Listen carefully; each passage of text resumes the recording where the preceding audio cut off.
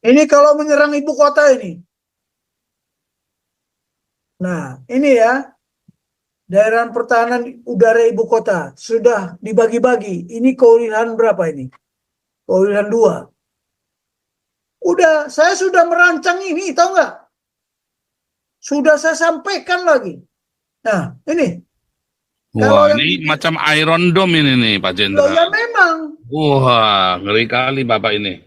Coba ya, ini wilayah Indonesia sekarang.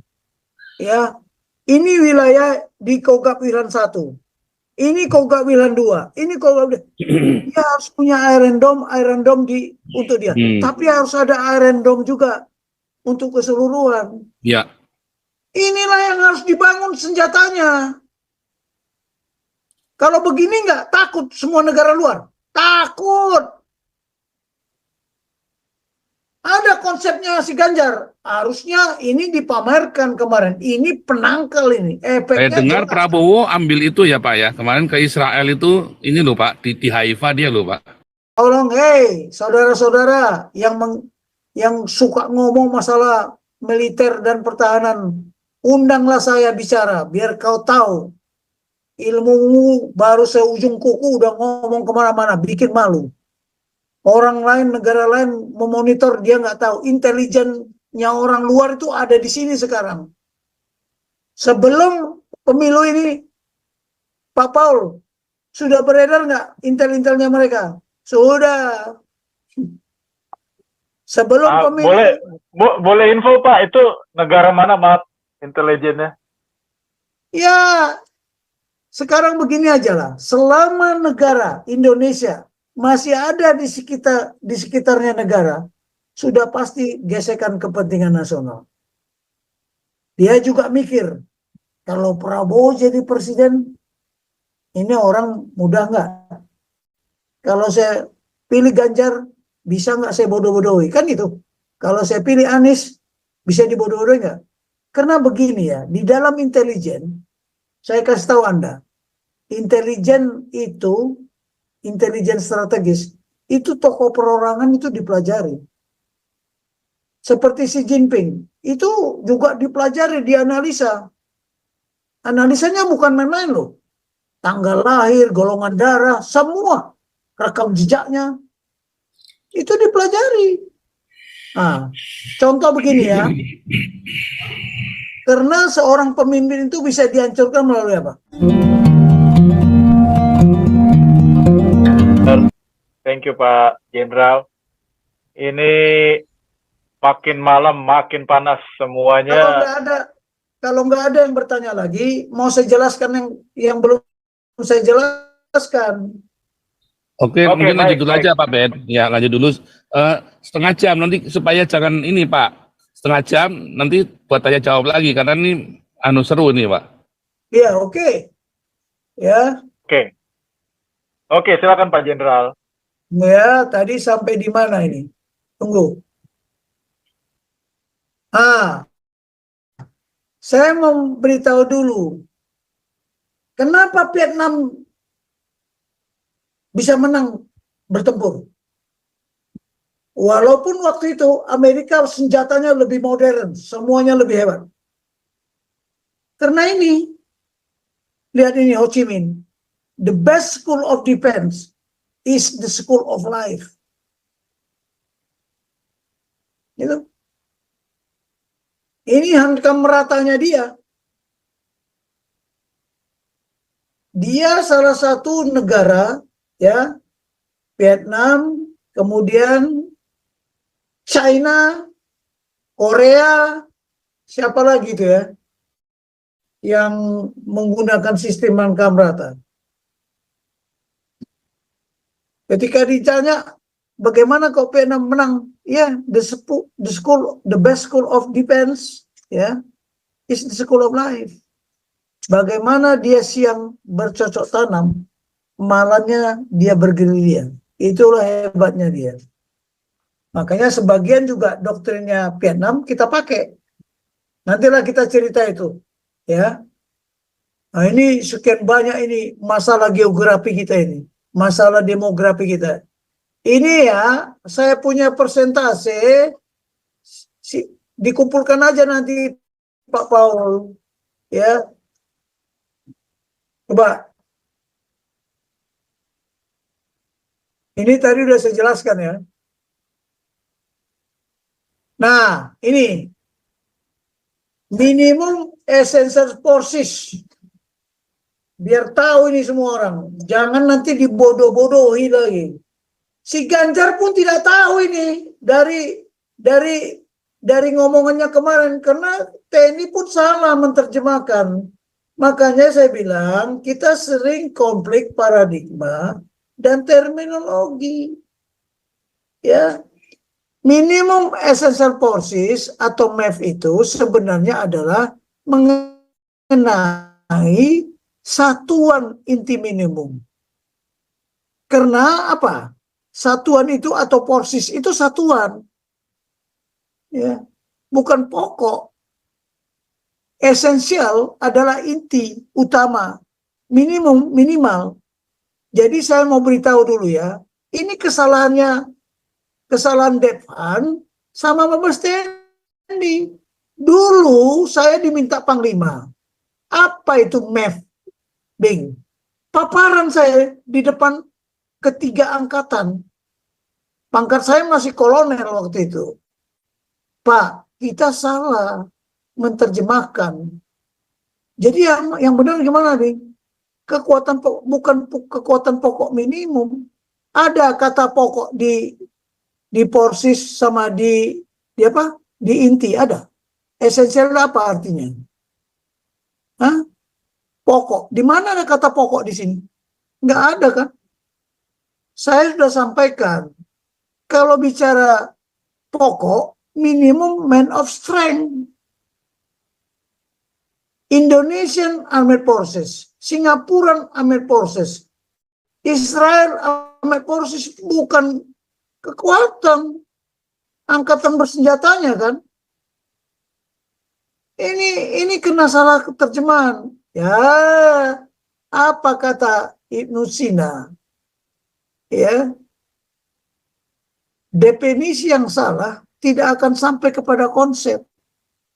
Makanya konsepnya amburadul sekarang itu. Ada MEF pertama lah, MEF kedua lah, MEF ketiga lah. Sudahlah, saya waktu paparan di situ karena saya kolonel, semuanya jenderal, dimaki-maki saya. Karena masing-masing angkatan ingin memajukan kekuatan pokok minimum. Angkatan udara, kekuatan pokok minimumnya begini. Angkatan darat, kekuatan pokoknya minimum segini. Angkatan udara, kekuatan pokok, duitnya nggak ada. Nah, karena forces bukan kekuatan, tapi satuan operasional. Esensial, bukan pokok. Ini tolong dipahami ya. Si Ganjar tahu apa tentang ini? Oh, dia ngomong MEF. Waduh, macam-macam lah. Bodoh. Ya, sudah. Saya berani ya mengatakan bodoh. Umur saya lebih tua dari dia. Dari si Mapu pun lebih tua dari saya. Jangan bilang saya lebih bodoh dari dia. Profesor nggak laku. Dia kan bukan profesor militer. Itu. Nah, minimum itu berapa paling sedikit yang harus dimiliki untuk mempertahankan wilayah Indonesia ini? Ya, seharusnya berapa satuan inti minimum untuk mempertahankan wilayah kedaulatan negara kesatuan Republik Indonesia? Bukan kekuatan pokok minimum. Satuan inti itu satuan utama, komando utama yang bisa melaksanakan operasi mandiri. Kalau Amerika, komando gabungannya itu sampai 6. Ditaruh di luar semua, di luar kontinental United States of America. Ya. 5 komando utama yang satuan tempurnya, satu lagi komando logistik. Nanti kalau mau cerita itu akan kita bahas pada yang berikutnya lah. Ya. Supaya tahu dulu ini, kekuatan pokok minimum bukanlah minimum essential forces. Sudah salah menerjemahkan, salah mendefinisikan, akhirnya tidak sampai kepada konsep. Ya. Kalau penjelasan dulu kan sudah saya berikan. Akhirnya kita benturan paradigma. Benturan. Uang habis, tidak jelas. Ya bukan salahnya Prabowo. Siapa menterinya dulu? Saya juga nggak enak lah ngomong karena ya payahlah kalau saya bilang nanti sipil tersinggung lagi. Ya. Jadi satuan inti yang paling utama kalau kita mengambil esensi katakanlah kalau kita rebus ayam itu ada esensinya kita ambilkan yang utama yang bikin vitamin kepada kita.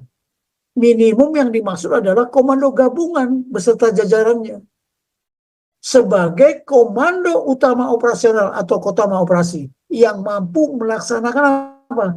Operasi secara mandiri, yaitu kampanye militer atau operasi gabungan.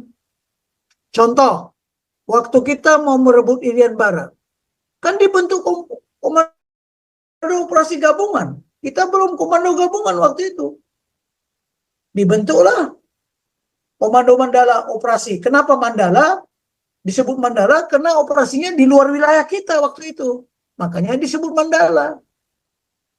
Ya, untuk melaksanakan apa? Kampanye militer. Operasi gabungan terdiri laut, udara, sama darat. Itu loh. Standar postur Kotama operasi ini merupakan satuan inti.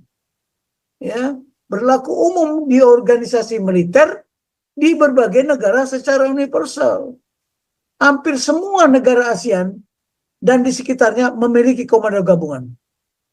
Indonesia saja baru dibentuk 27 September 2019. Bayangkan.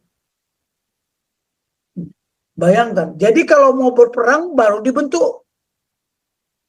Ya, baru dibentuk. Nggak boleh.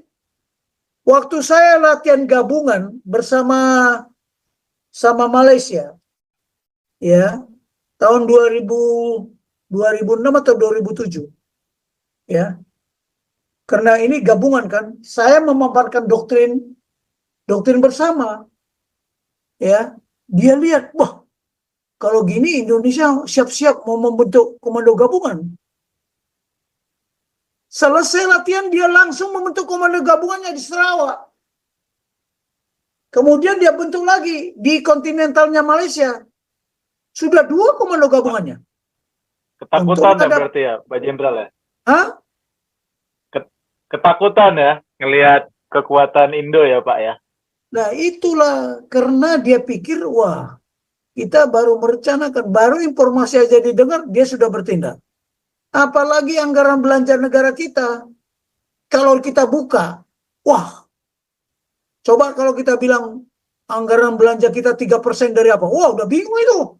Singapura bingung, Malaysia bingung. Hah?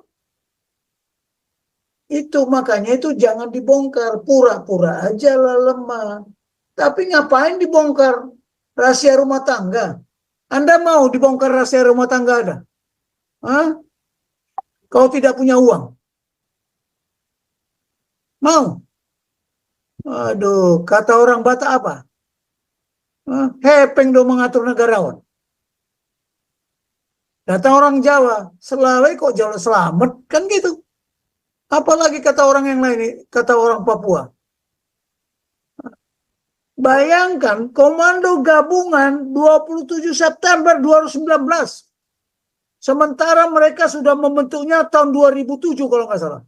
Habis latihan kita bersama sama dia. Ini kenapa 2019? Nanti kalau saya bongkar juga nggak enak. Tapi saya mengikuti terus. Nah, baik. Ini latar belakangnya. Ya kilas balik rancangan postur satuan organisasi TNI dari masa ke masa. Tahun 1945 sampai tahun 1985, kita prinsipnya waktu itu kecil, efektif, efisien. Mengikuti Amerika juga. Kemudian 85 sampai 2006, kita mengikuti Amerika juga. Profesional, efektif, efisien, modern. Mulai tahun 2006, ingat ini 2006, Prabowo belum jadi menteri sampai sekarang. Ya, rencana programnya 2024 disebutlah MEF, Minimum Essential Forces. Ini idenya dari Amerika. Kenapa mereka harus menyiapkan minimum essential forces, komando gabungan? Karena dia menghadapi beberapa front di Afghanistan, Irak, belum lagi apalagi yang apa itu ya, dia Libya, apalagi ya? Syria, Pak. Syria, apalagi ada lagi banyak. Jadi karena frontnya begitu banyak, Kuwait juga kan, karena frontnya begitu banyak, muncul Cina sebagai kekuatan itu. Kekuatan apa? Kekuatan yang mengagetkan gitu loh. Waduh, kita menghadapi front sekian, kita akan menghadapi front pertempuran menghadapi Cina. Nah, Amerika, wah ini harus disiapkan satuan minimum untuk kalau sewaktu-waktu ada konflik dengan Cina. Indonesia salah menerjemahkannya. Kekuatan pokok minimum, waduh, payahlah. Udahlah itu udah kena menerjemahkannya kekuatan pokok minimum, sehingga konsep programnya pun membangun kekuatan pokok minimum masing-masing angkatan. Sudah terlanjur, coba bayangin, dari 2006 sudah terlanjur. Nah, kita mengharapkan kalau dia nanti jadi presiden, ya, ini tolonglah, walaupun sudah sudah terlanjur jadi bubur, ya kan bubur bisa dikemas, diarahkan, ya minimum essential yang sebenarnya. Udahlah, si Ganjar tahu menjelaskan ini, tai kucing lah sama dia, jangan ngomong lah. Nah, ini pendekatannya. Dulu saya paparan di Menhan masalah ini. Ya, Andi Wijayanto pun ikut paparan.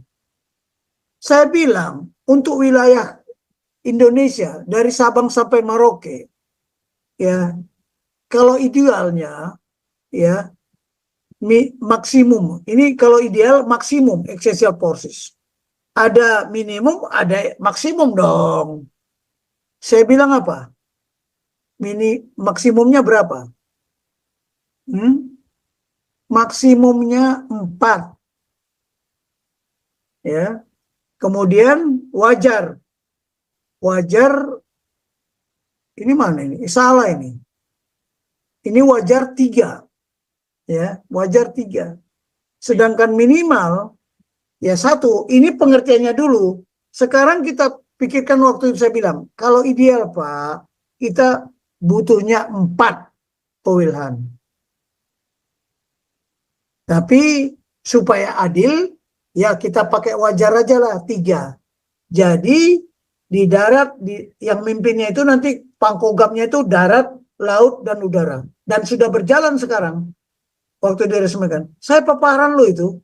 Dan saya sampaikan juga itu ke One Team Press ke SBY.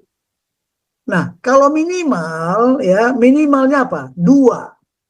1 di timur, 1 di barat. Itu dulu saran saya. Saya menyarankan itu waktu apa ya? Saya sudah bintang itu. Ya sudah bintang tahun 2009. SBY setuju. Pepersnya juga keluar, ya Pepers 10 tahun 2010, tapi tidak dilaksanakan. Jadi minimum essential forces, tapi maksimum capability-nya. Mana ada kalimat ini keluar? Enggak lah. Anggaran. Nah, karena pertimbangannya apa? Anggaran terbatas. Kalau yang 4 ini butuh anggaran sangat besar. satu komando gabungan. Waduh, anggaran yang diberikan sama Kementerian Pertahanan nggak cukup. Tanya aja ke Amerika sana, berapa besarnya anggaran untuk membangun ini. Tapi sekarang sudah dibangun, tapi masih belum operasional. Karena masih ada gesekan. Jadi Kodam-Kodam itu sama Angkatan Laut itu belum tentu mau di bawah komando gabungan. Cobalah, ini persoalan ini paling kenapa? Karena nggak ngerti.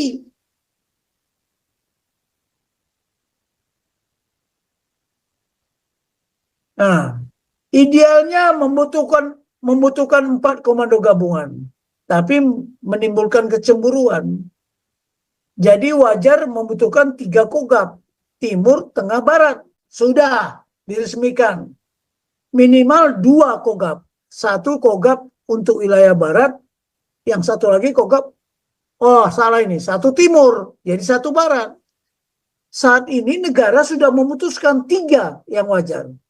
Jadi lihatlah itu, panglimanya itu pasti darat, laut, udara. Ya, biasanya laut ditaruh di Sumatera Utara sana. Kalau udara ditaruh di tengah Kalimantan. Kalau yang darat ditaruh di Papua sana. Tapi keliru menurut saya, harusnya di Papua sana adalah laut, karena dia berhadapan dengan laut Samudra Pasifik, ya kan? Kemudian di bawah ini banyak laut menghadapi Australia, harusnya orang laut di sana, ya kan? Tapi sudahlah, sukanya mereka lah. Walaupun program orientasinya kekuatan pokok minimum masing-masing angkatan, kita kan akan mengemaslah, mendistribusikan kekuatan di masa mendatang. Jadi yang sekarang sudah ada anggarannya, ya sudah berjalan sekian rupa, membeli alutsista dan sebagainya, yaitu didistribusikan aja ke komando gabungan, menjadi pemenuhan kebutuhan komando gabungan yang sudah dibentuk. Konsep ini akan memposisikan Indonesia agar mempunyai efek penangkal yang mampu menghadapi ancaman dari luar maupun dari dalam. Tidak ada di pemikiran 2 orang itu, si Anies sama si Ganjar. Saya kemarin tuh Prabowo, ya gimana lah, antara menahan sehingga dia buyar semua dari kepalanya itu. Ya, dibilangnya lah, sekarang Ganjar merasa, wah saya paling hebat, saya minta data hari ini, ya harus ini. Das Mukio. Baik, lihat ini, kalau kita diserang, dari mana coba? Dari laut kan? Lihat ini, kapal selamnya, torpedonya.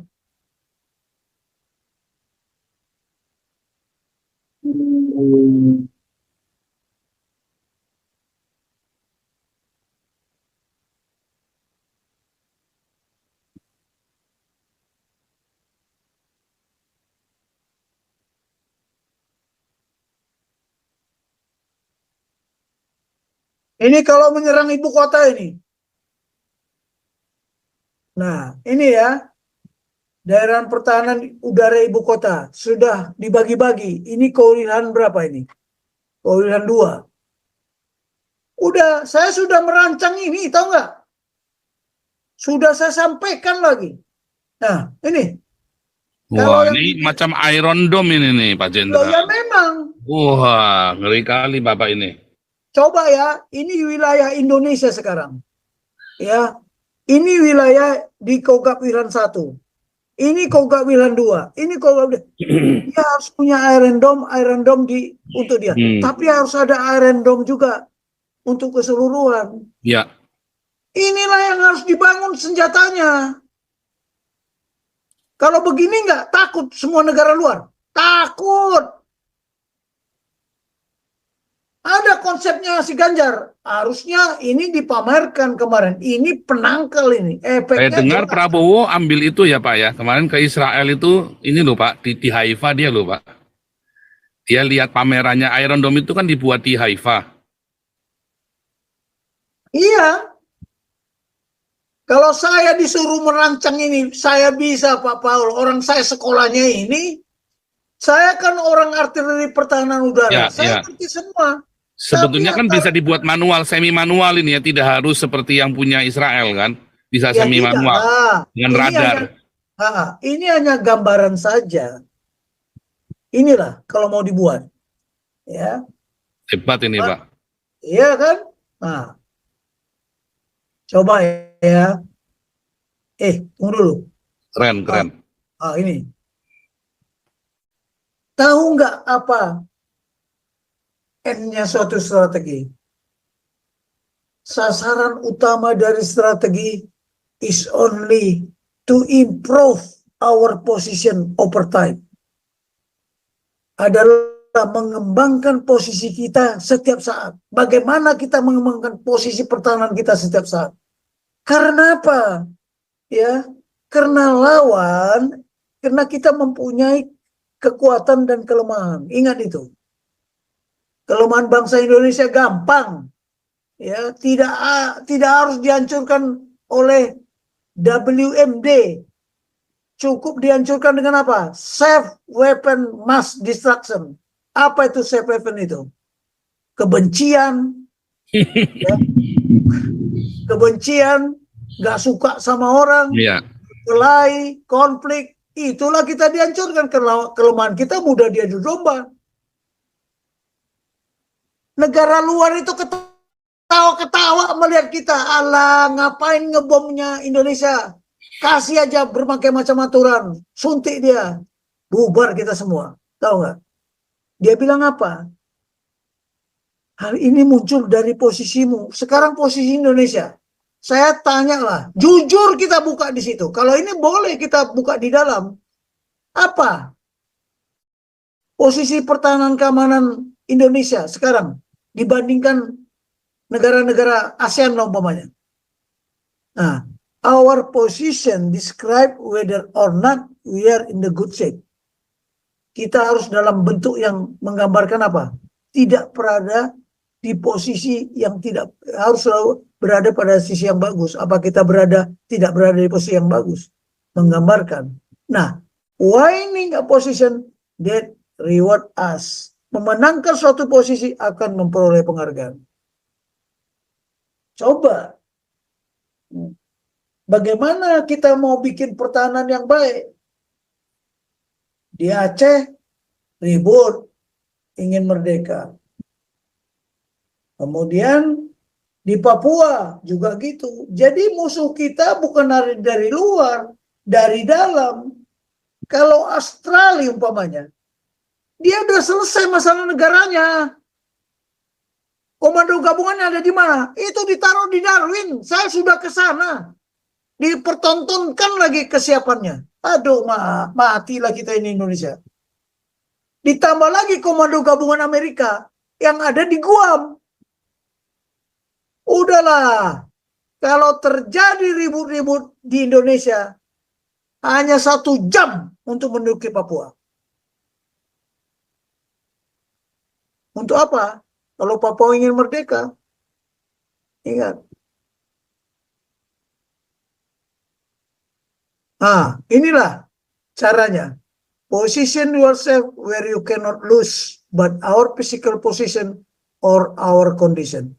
Posisikan dirimu di tempat kamu tidak dapat kalah, baik posisi secara fisik maupun kondisi.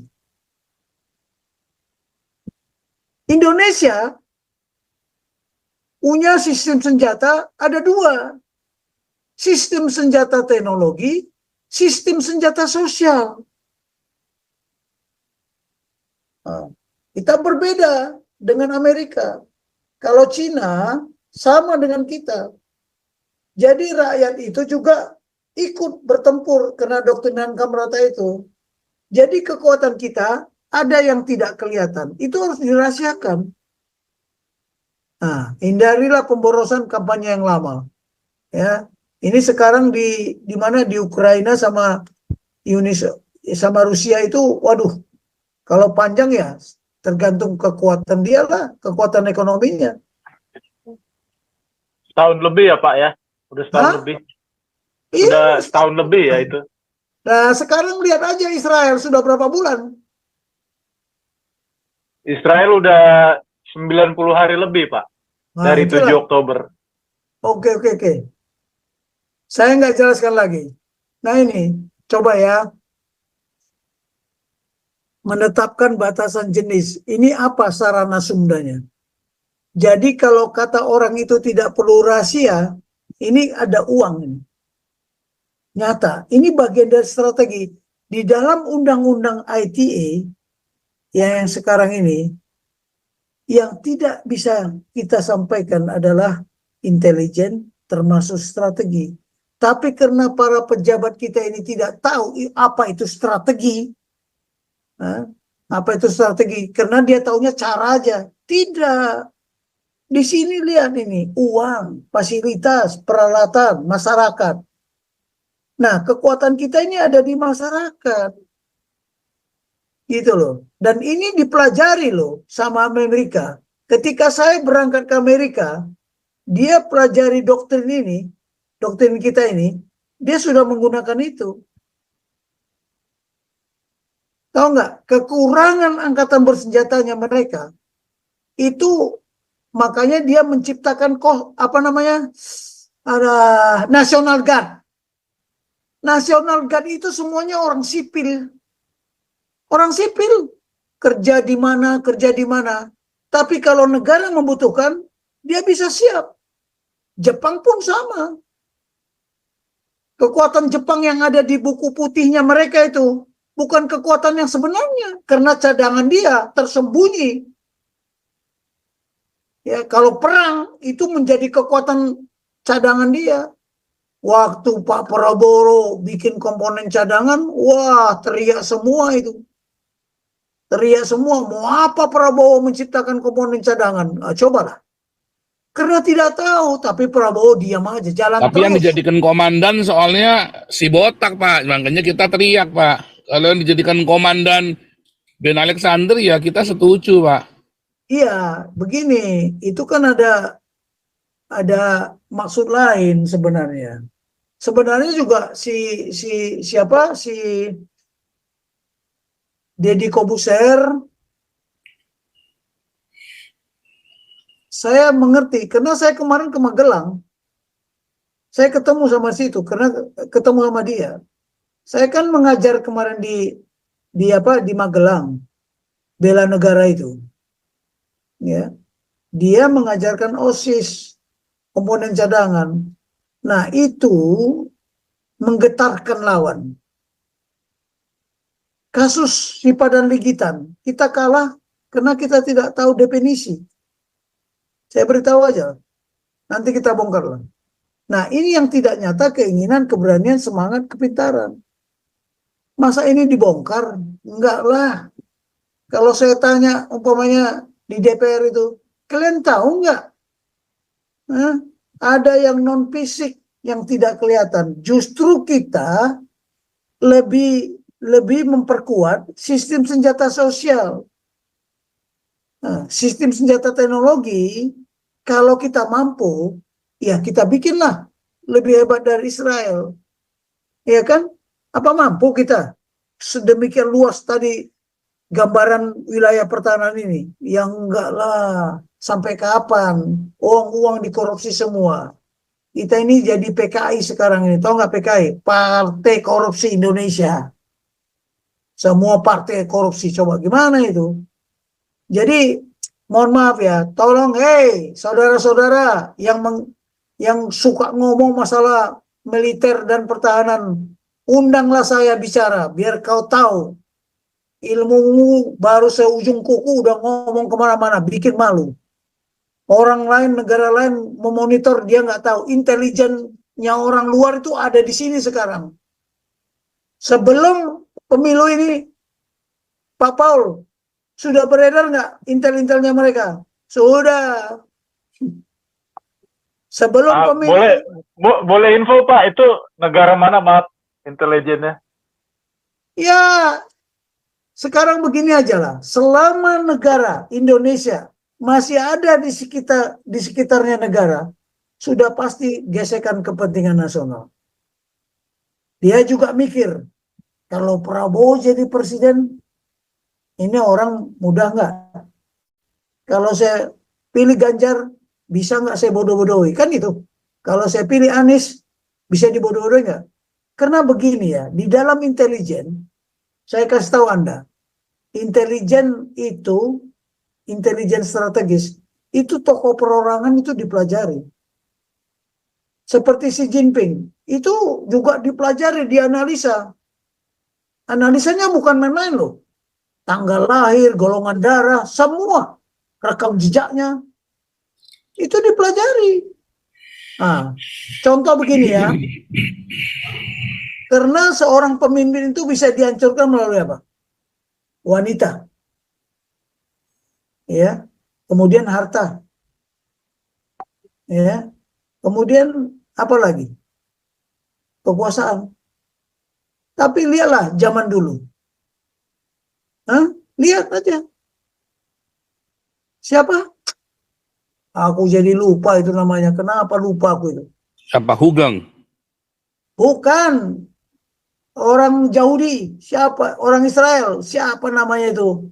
Yang tidak boleh dipotong rambutnya. Samson. Samson. Samson sama siapa itu ceweknya? Samson sama Aisyah. Pak Delila. Baik. Coba dikasih cewek kan, terbongkar semua rahasia. Itu makanya tokoh perorangan itu harus dipelajari. Itu intelijen. Aduh. Kamu yakin si Anies sama si Ganjar ini mentalnya mental baja? Kapan dia dilatih mental baja? Alah, bohong semua itu. Ini negara kita ini, saya bukan tidak setuju dipimpin oleh sipil. Tapi masalah 2024 ke depan, ini masalah security, masalah keamanan negara. Siapa yang paham tentang itu? Harus negarawan yang mengerti. Orang itu dua, lihat aja tadi yang saya bahas. Itu belum lagi selesai itu Pak Paul. Besok waktu tanya jawab apa segala macam, saya kupas. Karena tadi pagi heran saya. Saya sudah bikin kena hacker. Kemarin muncul di komputer saya. Hacker ya. Apa namanya? Hacker sedang dalam proses. Cobalah. Hilang semua. Tadi komputer saya 6 jam saya perbaiki di sana. Dibuang semua. Nggak ada lagi. Semua udah kacau komputer saya. Tadi baru jam berapa ya? Jam 1 baru selesai. Membuat konsep ini saya tadi sampai jam 7 baru selesai. Mau tidur pun saya nggak sempat lagi. Saya tanya anak buah saya, Dek jam berapa sekarang? Udah jam 7:22. Aduh jangan tidurlah saya. Masuk saya ke medsos. Ya, inilah ya. Jadi Anda sudah mengerti kan strategi itu ada Mantap MC, ini Pak. ya. Kemudian ada cara, kemudian ada means, sarana sumber daya. Jadi bodoh-bodoh kali itu orang yang di DPR itu, sama pengamat militer itu pun. Ya, saya berani bilang gitu. Nah, ini inilah. ada antrian dulu nih Pak Jenderal. Oke ya, udah sampai di sini Ya. dulu kan? Sudah Ini ngerti ada tadi Pak kan? Andi sama Pak Urang ini.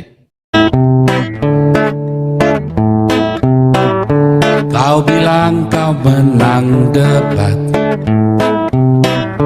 lawan domba yang sesat.